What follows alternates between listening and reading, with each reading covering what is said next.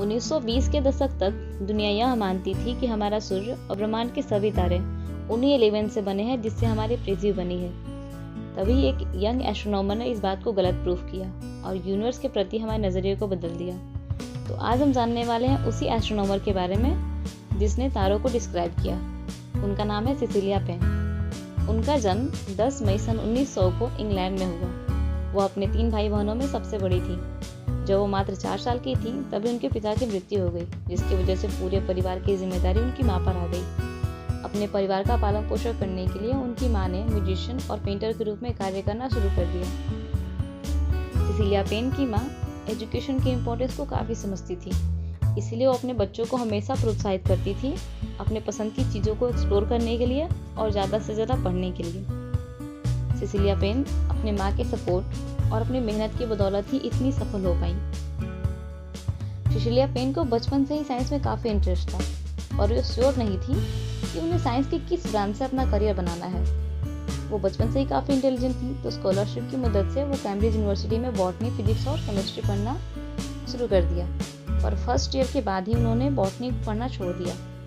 सन 1919 में उनकी लाइफ में एक बड़ा चेंज आया जब उन्होंने सर आर्थर एलिंगटन का लेक्चर सुना, जहाँ से उन्हें एहसास हुआ कि उन्हें अपनी लाइफ में क्या करना है। यहीं से एस्ट्रोनॉमी के प्रति उनका लगाव शुरू हुआ, जिसने न सिर्फ सिसिलिया पेन की जिंदगी को बल्कि यूनिवर्स के बारे में हमारी समझ को भी पूरी तरह से बदल दिया। सिसिलिया पेन ने कैम्ब्रिज यूनिवर्सिटी से अपनी पढ़ाई तो पूरी की, पर इसकी डिग्री उन्हें नहीं दी गई, क्योंकि उस समय तक कैम्ब्रिज यूनिवर्सिटी लड़कियों को डिग्री नहीं दिया करती थी। सिसिलिया पेन को रियलाइज हुआ कि लड़की होने की वजह से इंग्लैंड में एस्ट्रोनॉमी में रिसर्च करने के लिए उनके पास ज़्यादा ऑप्शंस नहीं है और वो केवल एक टीचर ही बन पाएंगी। इसीलिए 1923 में वो अमेरिका आ गई और वहाँ हार्वर्ड यूनिवर्सिटी के रेडक्लिफ कॉलेज में एडमिशन ले लिया। सन 1925 में रेडक्लिफ कॉलेज से एस्ट्रोनॉमी में पीएचडी करने वाली वो पहली व्यक्ति बनी।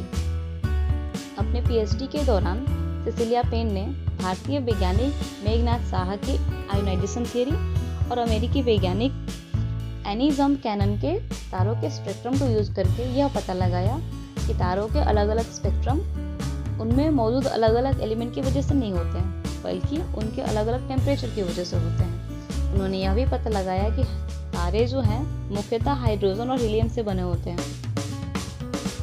सिसिलिया पेन की इस डिस्कवरी को उस समय तक मान्यता नहीं दी गई, क्योंकि उस समय के साइंटिस्ट ये बिलीव करते थे कि तारों का अलग अलग स्पेक्ट्रम उनके अलग अलग एलिमेंट की वजह से होता है।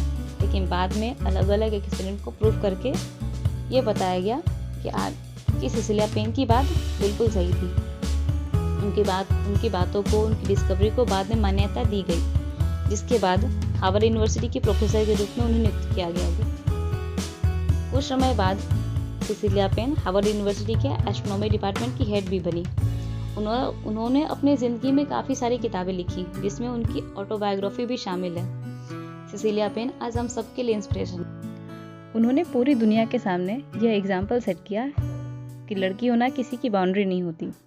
हमें जेंडर के बेसिस पर एजुकेशन को डिवाइड नहीं करना चाहिए। यदि हम ऐसा करते हैं तो हम साइंस और ह्यूमैनिटी की ग्रोथ को भी रोकेंगे।